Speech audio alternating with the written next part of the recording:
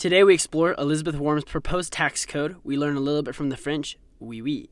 We discuss the ongoing Mexico problem and the recent massacre that occurred there. I'm Ad the E-Listen, and this is the Millennial Soapbox.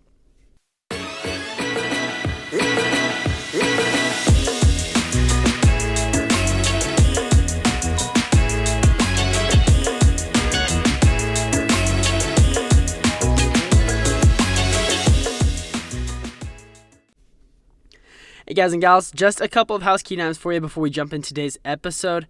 There's been a lot going on with school and such, and so I haven't been able to really breathe as of late.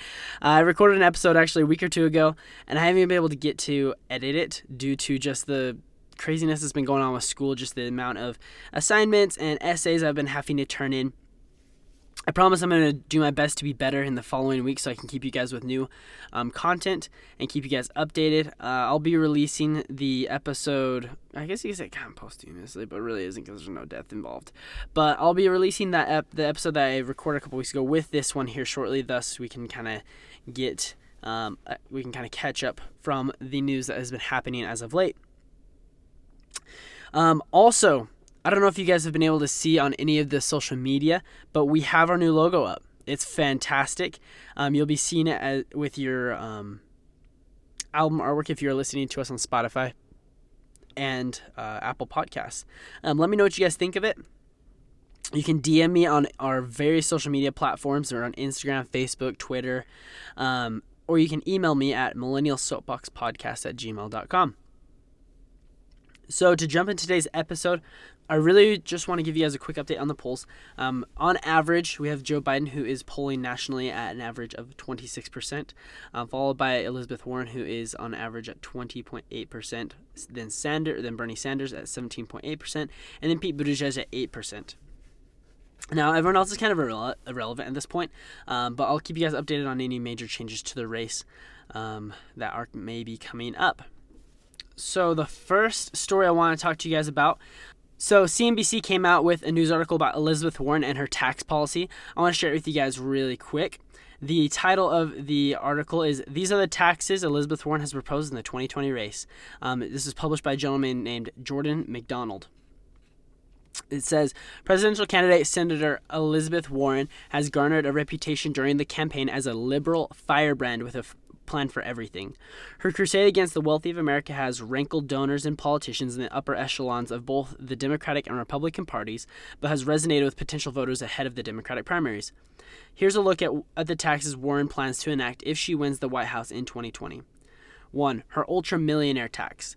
On the campaign trail, Warren's ultra-millionaire tax has become her signature and most popular policy, or unpopular if you are a Republican, I suppose.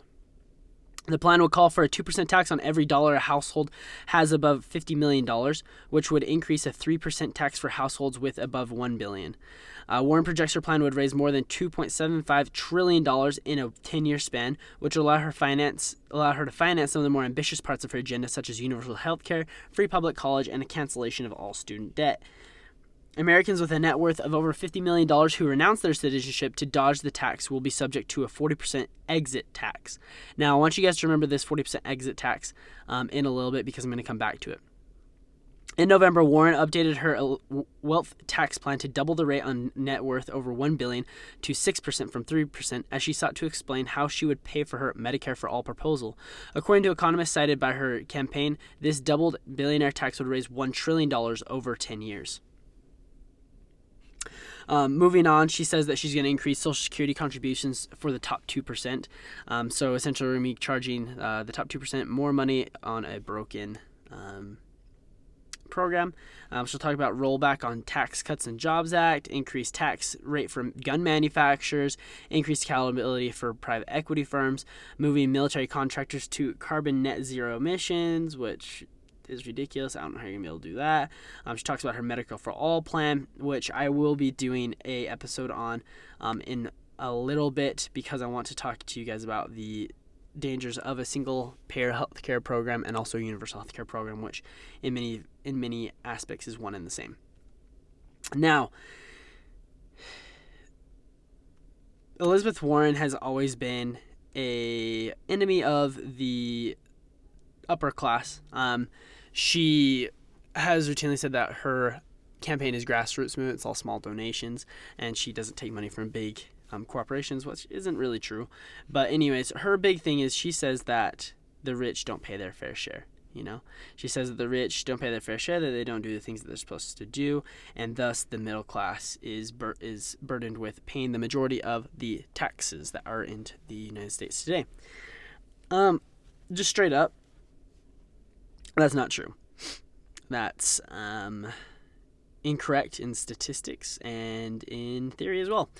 Essentially what it is the bottom 90% of the United States pays a total of the 35% of total tax dollars. So 90% pays 35%.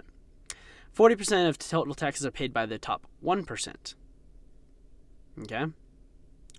So of every $10 paid in total taxes in the United States, 40% is paid by the top 1%. Now people say, oh, it's because they have 40% of the income, right? Well, they have 4% of the money that's been made.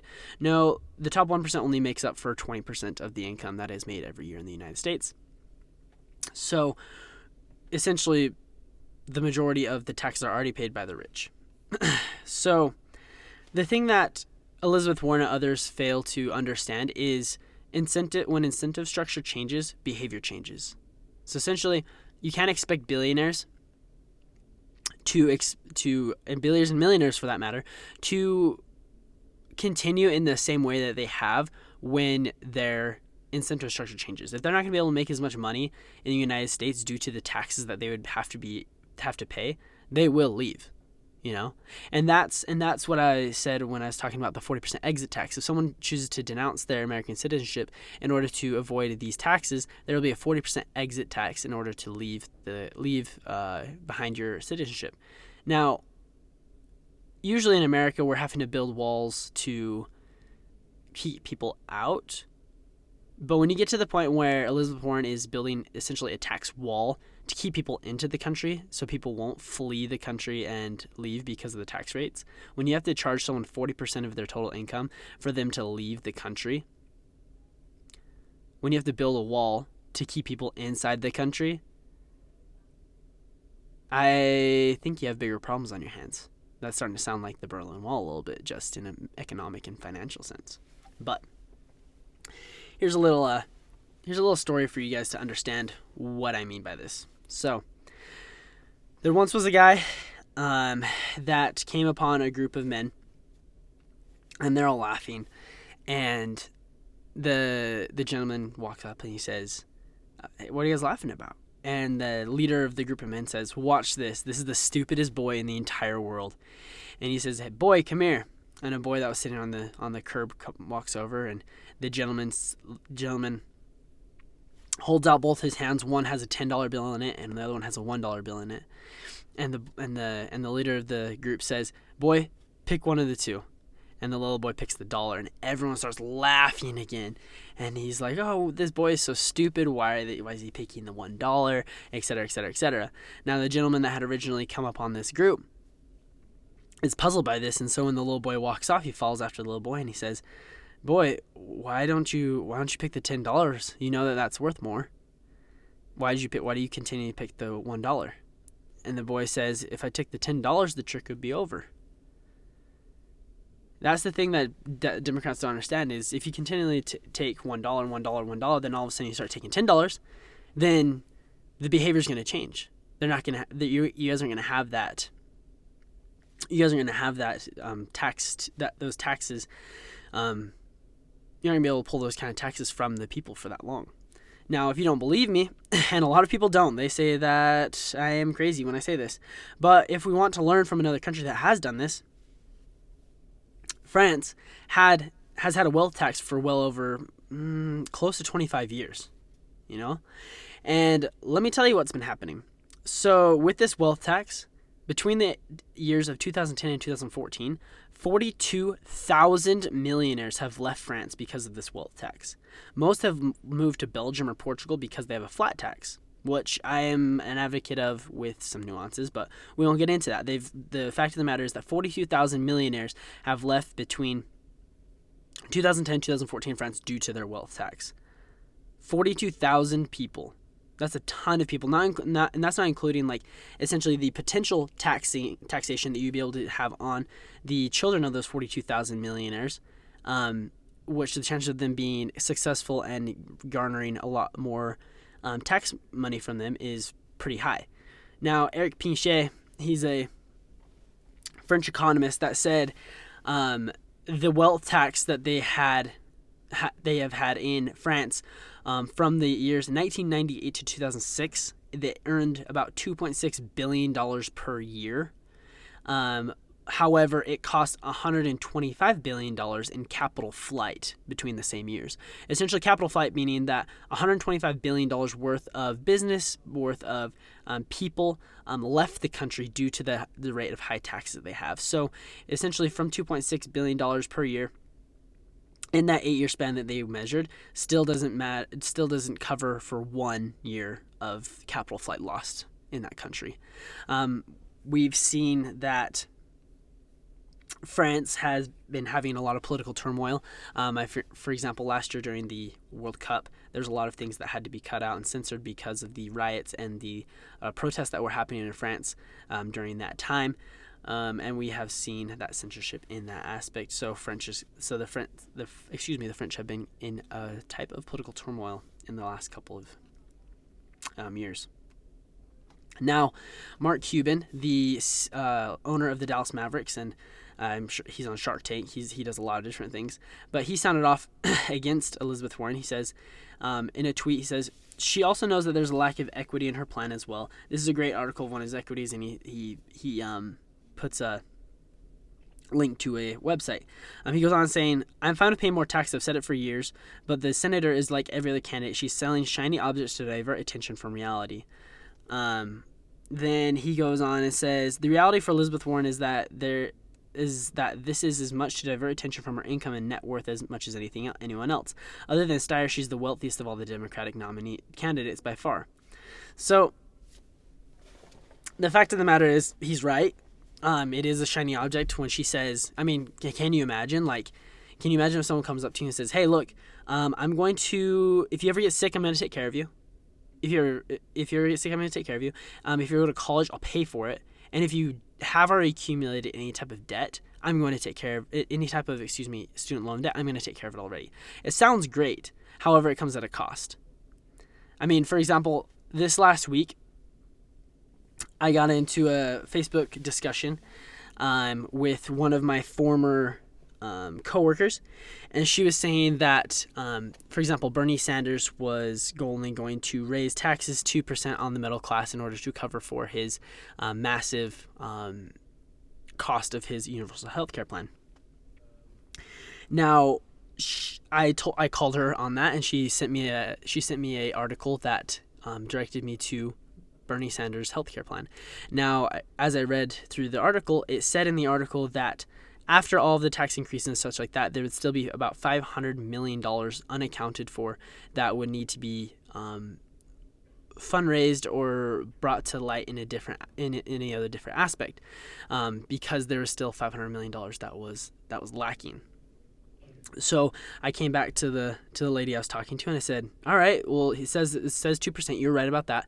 But it still says that there's $500 million per year that is still deficient, where we don't have that $500 million. How do you think that we're going to pay for that? And she wouldn't answer. I hit her 3 different times on that aspect, and she said that she wouldn't answer. And it's because you're going to have to tax the middle class. This rich can only sustain for so long before they have the money to leave. But Elizabeth Warren, who has a plan for everything, she's going to tax you 40% in order for you to leave. So, as I was talking about Mark Cuban and billionaires, we know that billionaires actually, apart from their own income that they make, they create so much value in the economy as for the jobs that they've created, So for example, Karen Blankfield over at Forbes, she said that the top 12 billionaires have created a minimum of 2.3 million jobs. And I mean, if you think about it just like that, just about the 2.3 million jobs that they've created more indirect jobs, right? For example, if a billionaire has made his money mining coal, Well, that coal needs to be transported. So the people that own the trains and the trucks, they're going to be able to make more money. The people that create the trains and the trucks, they're going to be able to make that. The people that sell the coal, they're going to make money. So you can think of like the 2.3 direct jobs that they've been able to create, 2.3 million direct jobs that they've been able to make, but also created the indirect jobs as well. But the thing is that Elizabeth Warren doesn't understand that. She doesn't understand, or maybe she just chooses not to understand, that if she continually presses to tax the rich, the tax will leave. The rich will leave, and when the rich leaves, the jobs leave, and when the jobs leave, then the middle class is unemployed. We don't have any more rich people, and we're not having as much money going into the government, which means that the universal health care and the debt forgiveness and the free college all goes away as well. That's how you get rationing in your universal health care. That's when you don't get free public education, and when you don't have a job, it's kind of hard to pay for education yourself anyways. So I believe that this is just going to create a massive mess. I hope that Elizabeth Warren does not win any type of nomination. And to be quite honest, even if she does win the nomination, I don't think she has the firepower to go against Donald Trump. I mean, for example, Hillary Clinton, say what you want to say about Hillary Clinton, but she is quite, like, she knows how to play the political game. That's one thing that she does know how to play. Obviously, she doesn't know how to play the political game to the tune of an election win, but she does know how to play the political game. Donald Trump wiped her with the floor during the presidential debates, and she knows what she's doing. Elizabeth Warren is not the debater and is not the person that Hillary Clinton is. Donald Trump will wipe the floor with her at the presidential debates if Warren wins that nomination. I don't think she can hold her own. So if she does win, more power to her, good for her. She will not win the presidential election if she wins the nomination, in my opinion. Transitioning over to some sad news. I've had friends that have been personally afflicted by this travesty. But in Mexico a couple weeks ago, I know this happened a couple weeks ago, but it's just too big and too important for me not to cover. I know that there's a lot of things that are happening right now, especially with the impeachment hearings, that you guys would like to hear about. And I do want to do an episode on impeachment. I'll most likely do that for the next episode. But this is something that is close to me, and is something that I just wanted to cover because of the misinformation and you can have an opinion, but you can have bad opinions, and just the bad opinions that I've been able to hear from different sides of everyone that, I don't know, I just feel like I need to cover this. So in Mexico, a couple weeks ago, there was a massacre committed by the drug cartels on some of them were members of the Church of Jesus Christ of Latter-day Saints, and some were members of an offshoot branch of the same church. But there were women and children that were massacred in this attack by the cartel. One of the better and more informative articles I was able to find on this was written in The Guardian by written in the Guardian. Its title is "Mexico up to 9 members of the U.S. Mormon family killed in ambush." It says cartel gunmen in northern Mexico have killed at least 6 children and 3 women in an ambush that left 6 other children wounded and prompted Donald Trump to call for a war against the country's drug cartels. Victims and survivors of the attack near the border between the states of Sonora and Chihuahua all belong to a well-known Mormon family that is based in Mexico, but has dual U.S.-Mexican citizenship and deep roots on both sides of the frontier. The massacre prompted 3 tweets from Trump urging Mexico's President Andrés Manuel López Obrador to wage war on the drug cartels and wipe them off the face of the earth, and offering U.S. help to do this. Monday's merciless slaughter of children and their mothers is the latest in the recent string of violent episodes which have piled pressure on López Obrador to modify his softly approach to organized crime. That's okay. It's not softly, it's abrazos and balazos, which means abrazos no balazos, which means hugs, not bullets, which I'll go over in a little bit, but I just had to call that out really quick. Initial accounts from local authorities and relatives of the victims differed on several key points, but it appears that 3 women were traveling in 3 SUVs with their children when they were attacked on a remote and unpaved road at around 1 p.m. on Monday. According to relatives, the 3 vehicles were traveling from the community of La Mora, Sonora, toward Pancho Villa in Chihuahua. They set out together, but one of them later fell behind because of a flat tire. That car was the first to be found shot up and burnt with the bodies of one woman, later identified as Ronita LeBaron, her twin babies, and 2 other small children dead inside. The other 2 vehicles, driven by Donna and Christina Langford, were found about 11 miles further along the road at the top of a hill. According to a statement released by the Sonora Attorney General's office, a woman and 2 children were found dead in one of the cars. The third woman was found dead a few meters from the third vehicle. Julian LeBaron, or Julian, I guess, a relative of the victim, said that he reached the scene with the security forces hours later and opened the door of one of the vehicles to find a baby still inside, completely unharmed. In an interview with Arigusti Noticias, he said that it appeared most of the rest of the surviving children had to walk 9.3 miles back to La Mora, where they alerted the authorities. He said that one of the children said their mothers had been gunned down after she got out of the car screaming at the attackers to stop shooting. We are all very upset. He said it is just impossible to understand why they would attack cars full of women and children in 2 separate incidences. Ladies and gentlemen, first things first, any type of organization that would attack defenseless women and children, I don't care if it's a turf war, I don't care if you I don't care what it is, but once you have attacked defenseless women and children, there are depths in hell specially made for those people. And that is the most godless, merciless, evil act that you can commit, is attacking women and children who are non-combatants, who are civilians, who literally have no malintentions, but to go to an unarmed woman and children and shoot them, especially when they're asking you to stop shooting with the arms outstretched. These attacks prompted a lot of ridicule of the Mexican president, which he honestly, in my opinion, deserves. And I'll explain that in a little bit.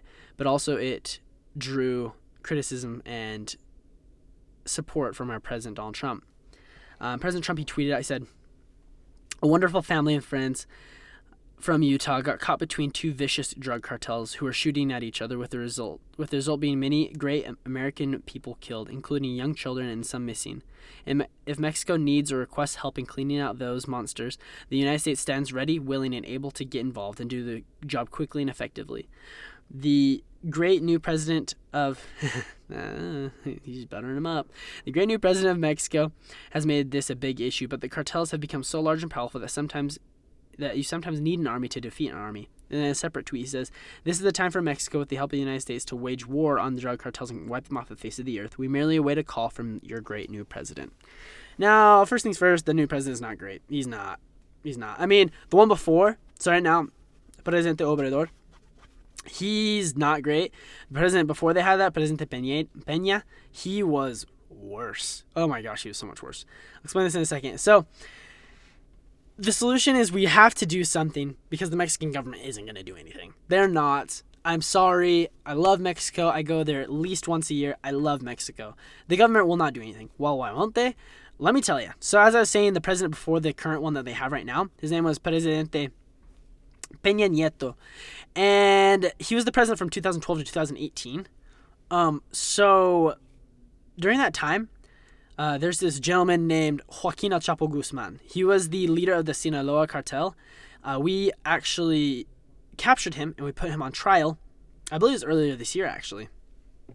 Anyways, El Chapo Guzman, he was actually put into the Forbes top 100 most wealthy people. He was so incredibly wealthy that he was put in the Forbes list. Well, Presidente Peña Nieto was reported to have received over $100 million in bribes from El Chapo Guzman to turn the other cheek. Now, a lot of people are just as corrupt inside the government right now as Presidente Peña was. Now, El Chapo Guzman, when he was arrested in like 2002, I believe, and he escaped. He escaped the prison after bribing the prison guards and such like that.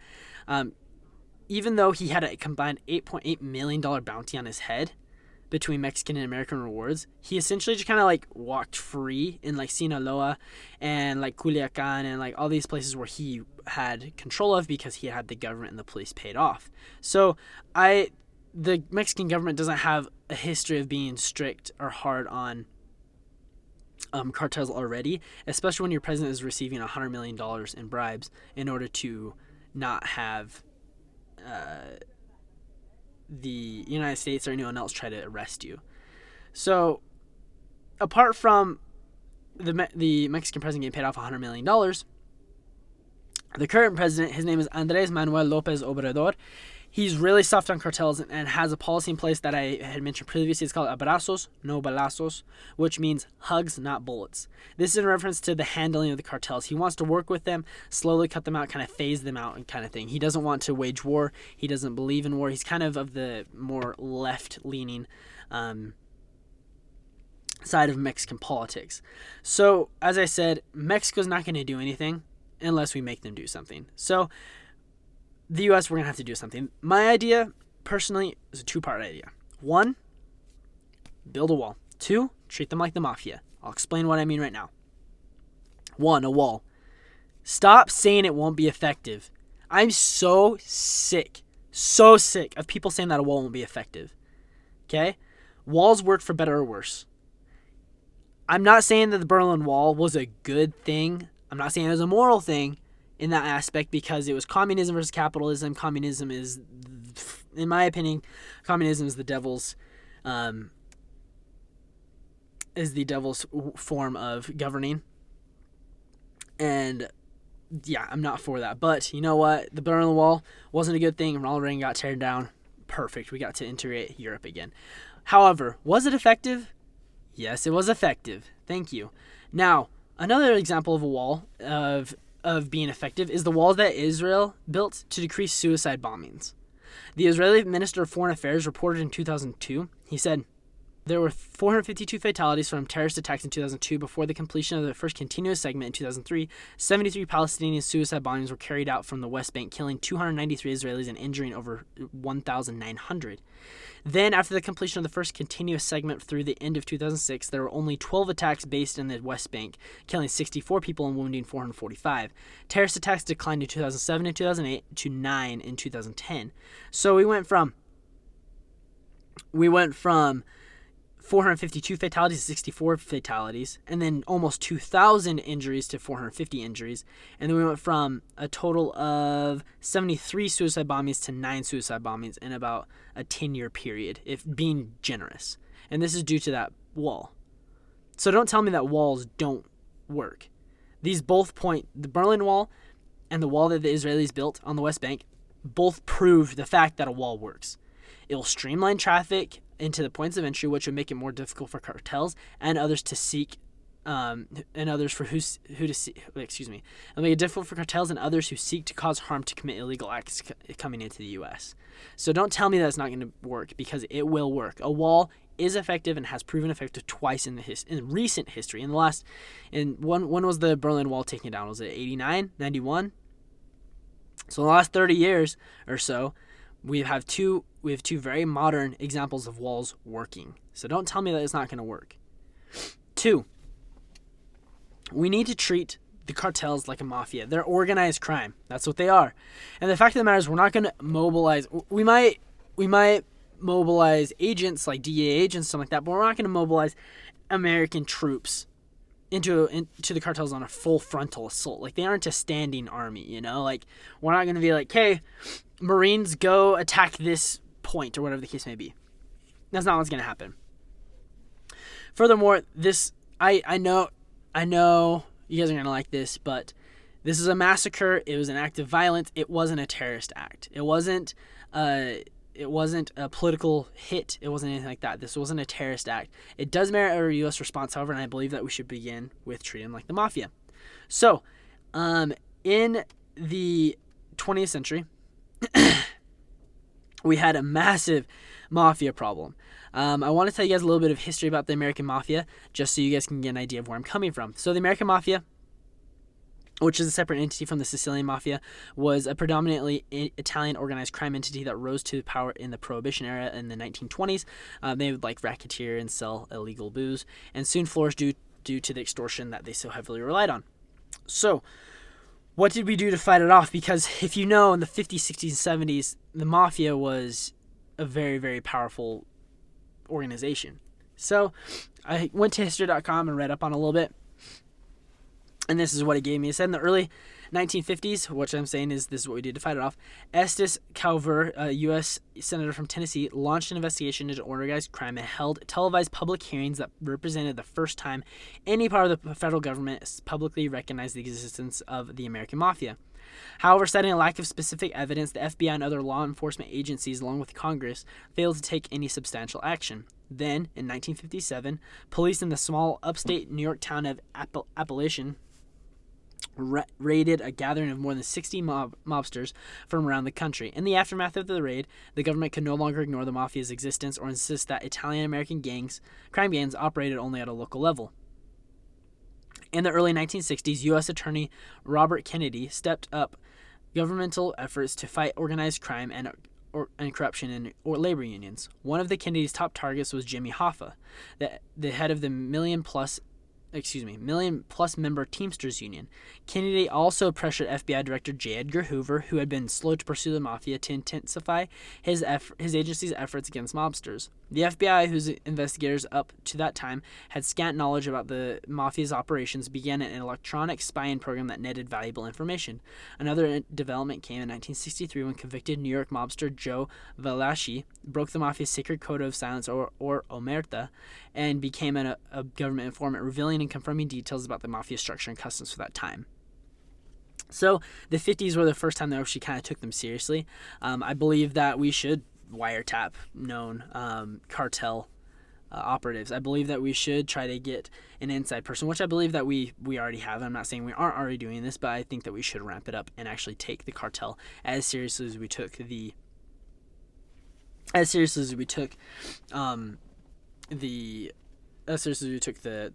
mafia. Now, people think that the cartel is simply like a U.S.-Mexican problem, that like the drugs come from Mexico up to like the United States and that's it. No, like El Chapo Guzman, he had like multiple like laboratories like all over the world. Like he was exporting drugs to like Russia, to Indonesia. Like he was all over the place. So to think that this is just like our problem isn't intellectually honest. Like it's all over the place. But moving on into the actually how we took down the mafia in like the 70s. It says, starting in the later part of the 20th century, the government began winning its war against the mafia. In 1970, Congress passed the Racketeer Influenced and Corrupt Organizations, or RICO Act, which proved to be one of the most powerful tools used to take down mobsters, as it allowed the government to attack criminal enterprises on a broad front, stripping them of their leadership and sources of both illicit and legitimate revenue in one massive prosecution, according to the 1992 report in Congressional Quarterly. During the 1980s and 90s, RICO laws were used to convict high-ranking mobsters who in the past had been able to avoid prosecution. Similar laws were effective in producing mass convictions in Italy during the same time.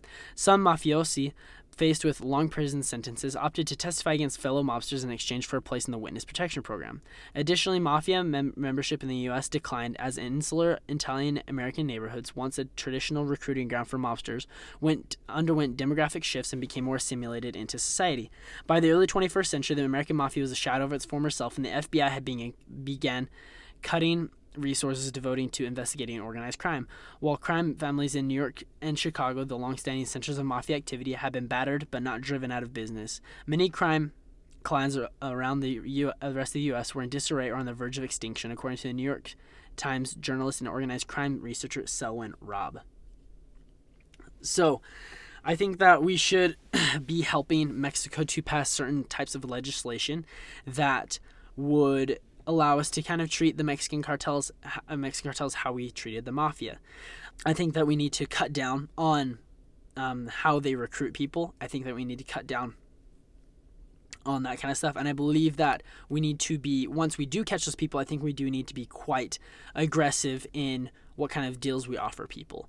I don't believe that in this day, I don't believe in this day and age that witness protection program would be as smart. I believe that probably not giving out many plea deals would be more of an incentive for people not to join up on the cartels. But essentially, what I would do after taking all this information down is sit down with Obrador if I was the ambassador, whatever you want to call it, if the president would meet with them and say, look, what you're doing isn't working.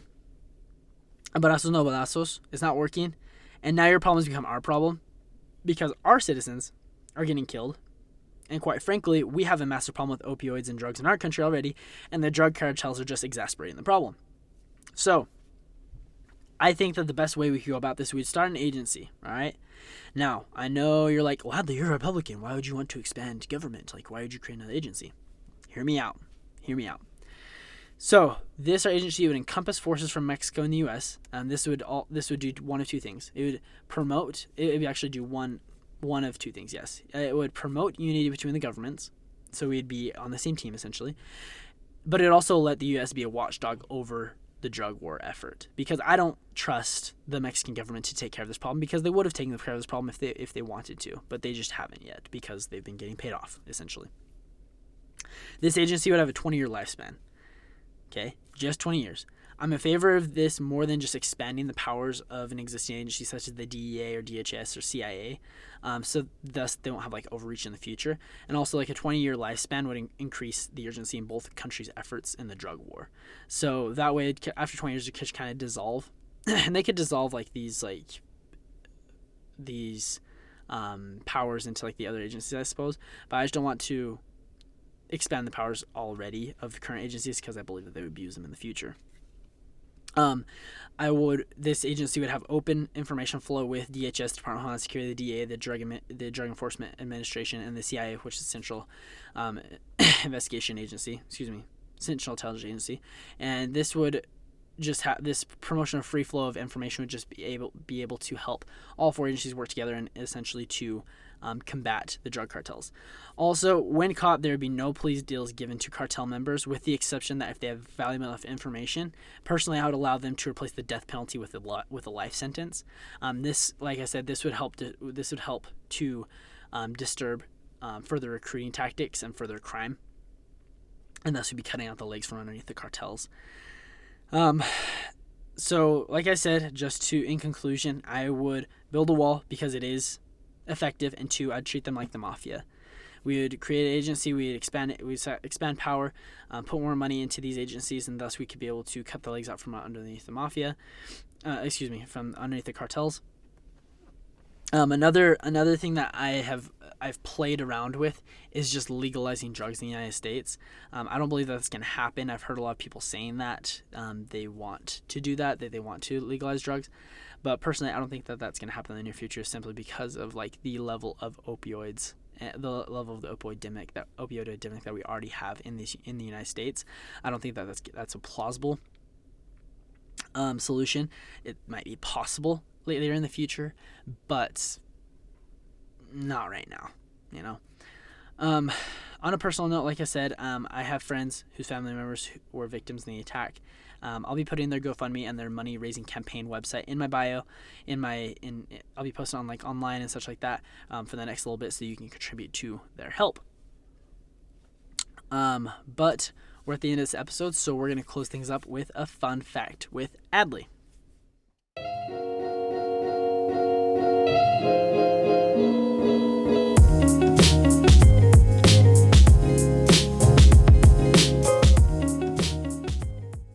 So, I just spent the last little bit talking about Mexico and how dangerous it is and everything like that. With all that being said, I'm still going to vacation to Mexico. I have a trip planned out in March. I'm going to go with my friends. My mom is not happy about it. Love you, Mom. But I'm still going. And you want to know why? I'll tell you why. Last year, there were 35 million American tourists that were in Mexico. Of these 35 million American tourists in Mexico, there were 76 homicides. Now, these are homicides. This includes like just drunks that like knife someone for their wallet, and it includes also like any type of like drug cartel homicide as well. That's nearly a 1 in 500,000 chance that you will be killed by homicide if you go to Mexico as an American tourist. By comparison, you are more likely to die of the flu or pneumonia in the U.S., with that statistic being 17 deaths per 100,000 people. So, I think I like my chances. I would rather you have a higher chance of dying from the flu or pneumonia in the United States than you are to be killed in Mexico as an American tourist. Furthermore, apart from those statistics, everywhere in the entire world has states, provinces, cities, neighborhoods that you just don't go to, you know? Like, if I'm going to go to LA, I'm not going to go to Compton. If I go to New York, I'm not going to go to the Bronx. If I go home to St. George, I'm not going to go to Laverkin. Okay, that's a joke. That's a joke. Those from you from Southern Utah, you'll laugh at that. Everyone else is just wondering what the heck I'm talking about. But Laverkin is just a little tiny town that we all give a bad name. But you get my point. I mean, for example, how bad would it be that if after the shooting in Las Vegas, I told my parents who live in a little town outside of St. George, so like an hour and a half away, if I told them like, hey, I'm not coming home because of the shooting that happened in Vegas, or if someone from another country came and said like, oh, well, there had a Boston bombing, so I'm not going to go to San Diego on my trip because of the Boston bombing. This is what America does. Like, there's a shooting in Tamaulipas, which is like on the East Coast, and they're like, oh, we're going to cancel our trip in Cabo San Lucas and the Baja Peninsula, which is on the other side of the country because of the shooting that happened in Tamaulipas. Like, that's not intellectually honest. It's not right. Like, I don't know. I have a hard time judging a country based on one or two vicious acts, you know, or I don't know. I believe that there are gangs and people and places you just don't go and associate with when you go to certain places, you know. Like I said, go to LA, you're not going to Compton. Going to New York, you're not going to the Bronx, you know. Like, you're gonna keep yourself safe and stay in the places that you're supposed to be going to, and you'll be perfectly fine. Stay in groups, you know. But ladies and gents, I believe that's all I have for you today. If you have any questions or any topics that you'd like me to cover, you can hit me up on any of my social media sites. If you're on Spotify or Apple Podcasts, if you can go and give me a review and leave me a great review, that helps with people trying to find this podcast and will help us to spread the good word. Well, that's all I have for you guys today. I'm going to step off my soapbox for the week. My name is Adley Elison, and this is the Millennial Soapbox.